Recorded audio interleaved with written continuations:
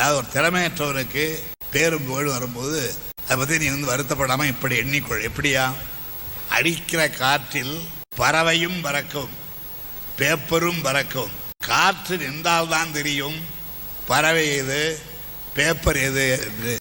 ஸ்டாலின் என்னுடைய மகன் என்றாலும் கூட மகனை ஒரு தந்தை எப்படி வளர்க்க வேண்டும், எப்படி மகனுக்கு செய்ய வேண்டிய உதவிகளை செய்ய வேண்டும் என்பதை திருக்குறள் வாயிலாக நான் தேர்ந்து தெளிந்து செய்திருக்கின்றேன்.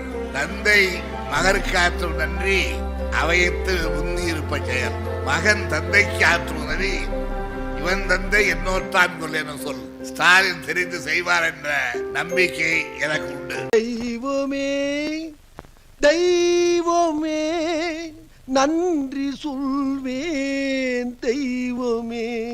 வாயில் திறந்ததொரு கோயிலும் இல்லை, தந்தை சொல்மிக்க மந்திரம் இல்லை.